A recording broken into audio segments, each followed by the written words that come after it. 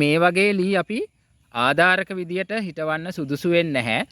ආයිබෝවන් අස්සන YouTube channel එකට ඔයාලා හැමෝම අදත් ආදරෙන් පිළිගන්නවා. ඉතින් මම අද ඔයාලට කියන්න යන්නේ ඔබේ ගෙවත්තේ තියෙන පුංචි ඉඩකඩේ වුණත් හොඳ ආදායමක් ලබා ගන්න පුළුවන් වගාවක් ගැන. ඒ තමයි මේ ගම්මිරිස් වගාව. දැන් මම එහෙම කිව්වම ඔබ හිතයි කුඩා ඉඩකඩක කොහොමද ගම්මිරිස් වවන්නේ කියලා. නෑ ඇත්තටම ඔබගේ ගෙවත්තේ තියෙන ඉඩකඩ පර්චස් 10ක් 15ක් වෙන්න පුළුවන්. නමුත් ඒකෙන් ඔබට පුළුවන් හොඳ ආදායමක් ලබා ගන්න. මොකද මේ ගම්මිරිස් සලක් අපි හරියාකාරව නඩත්තු කරගත්තොත් අපිට එක වැලකින් අමු ගම්මිරිස් කිලෝ 10ක් වගේ ප්‍රමාණයක් කඩා ගන්න පුළුවන්. ඉතින් ඔබ හිතන්න ඔබේ ගෙවත්තේ ගම්මිරිස් වල 10ක් හදාගත්ත කියලා. ඉතින් ඒකත් හොඳටම ප්‍රමාණවත් ඔබට යම් ආදායමක් ලබා ගන්න. ඉතින් ඒ විතරක් නෙමෙයි අපිට අද වෙනකොට මේ ගම්මිරිස් වගාව කිසිම වියදමක් නැතුව ආරම්භ කරන්න පුළුවන්. මොකද රජය මගින් ක්‍රියාත්මක කරනවා වැඩපිළිවෙලක් කුඩා ගෙවතු හිමියන් අපනයන භෝග වගාකරුවන් බවට පත් කිරීමේ වැඩසටහනක්. ඉතින් ඒ යටතේ අපනයන සංවර්ධන මණ්ඩලය විසින් ක්‍රියාත්මක කරන වැඩසටහනක් අපනයන කෘෂි මහිම කියලා. ඉතින් ඒකෙදි ඔයාට විවිධ අපනයන භෝග බීජ සහ පැල ලබා දෙනවා. ඉතින් ඒ කියන්නේ ඉඟුරු බීජ, කහ බීජ, ඒ වගේම පුවක් පැල, ගම්මිරිස් පැල ඔය විදිහට විශාල බීජ සහ පැල ප්‍රමාණයක් යාලා අපිට නොමිලේ ලබා දෙනවා. ඉතින් ඒ විදිහට මටත් ඇත්තටම ගම්මිරිස් පැල 50ක් නොමිලේ ලැබුණා. ඉතින් ඒවා දැන් හිටවන ගමන් තමයි ඉන්නේ.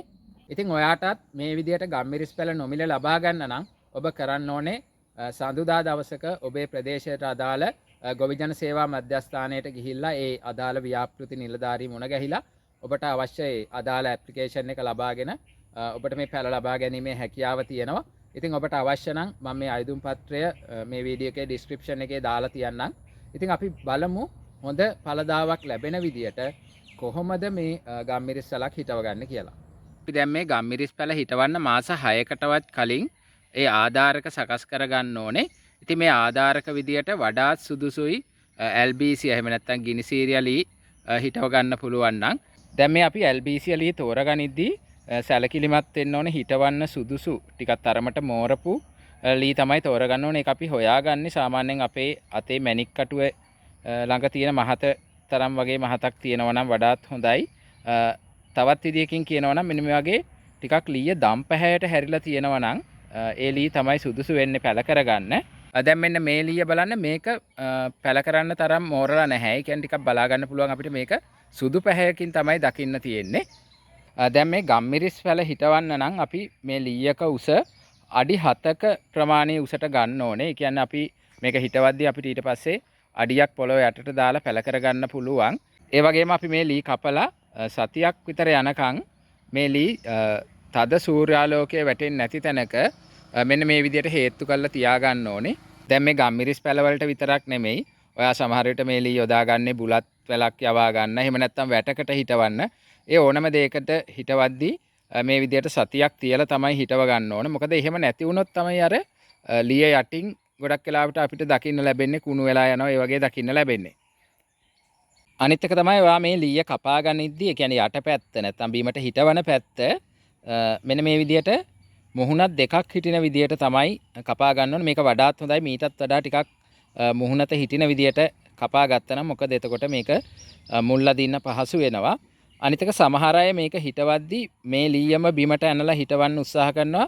ඉතින් එහෙම කරන්න එපා. මොකද එතකොට මේක තුවාල වෙලා පැලවෙන්න තියෙන ප්‍රවණතාවය අඩු වෙන්න පුළුවන්. දැන් මේ පැල කරන්න අපි LBC ලී තෝරගනිද්දී මෙන්න මේ වගේ තුවාල වෙලා නැති හොඳට තනි කඳ විදියට තියෙන ලී තමයි තෝරගන්න ඕනේ. එහෙම නැතුව දැන් මෙන්න මේ කෙළවරේ තියෙන ලීය බලන්න. මෙන්න මේකේ තුවාල කීපයක්ම තියෙනවා කැපුම් සහිත ස්ථාන. එතකොට මේ වගේ ලී අපි ආධාරක විදියට හිටවන්න සුදුසු වෙන්නේ නැහැ.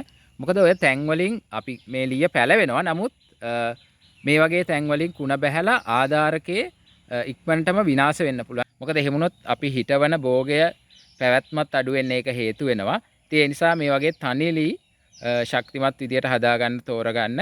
අපි මේ අඩි 7ක් උසට කපාගත්ත LBC ලීය අඩියක් පමණ යට වෙන විදියට මෙන්න මේ විදියට හිටව ගන්න ඕනේ. මම අර කලින් කිව්වා වගේ ලීය බිමට ඇනලා හිටවන්න එපා. මොකද එතකොට මේක ලීය තුවාල වෙන්න පුළුවන්. පරිස්සමට මේ විදියට හිටව ගන්න ලීය තුවාල වෙන්නේ නැති වෙන්න. මේ LBC ලීය හිටවලා මාස 5ක් විතර ගියාට පස්සේ මෙන්න මේ විදියට 2.2 වලක් ඒ කියන්නේ දිග පළල සහ ගැඹුරත් අඩි 2ක් තියෙනවා නම් හොඳයි. මේ විදියට වලක් කපා ගන්න ඕනේ. ඊළඟට අපි මේ වලට දිරපු පොල්ලෙලි කෑලි කීපයක් එකතු කරගන්න ඕනේ යටට. ඉතින් ඔයාට දිරපු පොල්ලෙලි නැත්තම් වේලිච්ච පොල්ලෙලි හරි කමක් නැහැ. එක තට්ටුවක් එකතු කරගත්තා නම් ඇති. ඊළඟට අපි මේ වලට පස් ටික එකතු කරගන්න ඕනේ. මම නම් ඇත්තටම මෙතන තිබුණු පස් සම්පූර්ණයෙන්ම ඉවත් කරා. මොකද මෙතන ටිකක් තද බොරළු සහිත පසක් තිබුණු නිසා වෙනත් තැනක තිබුණු මතු පිට පස් වලට තවත් කොම්පෝස්ට් පොහොර කූඩ එකමාරක් විතර වගේ එකතු කරගත්තා.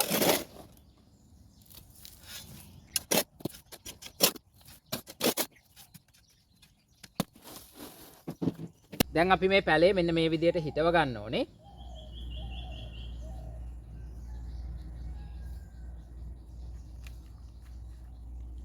මේක පරිස්සමට පස් ටික වැටෙන්නේ නැති වෙන්න බෑග් එක පරිස්සමට කඩා ගන්න.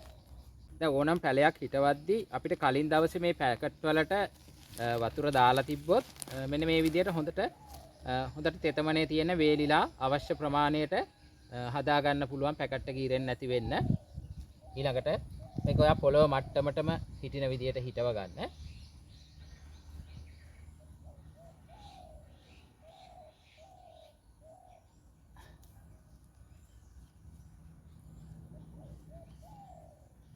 දැන් මේ පැලේ ටිකක් වර්ධනය වෙච්ච නිසා මම මේක මේ LBC කෝටුවට තියලා ගැට ගහ ගන්නවා.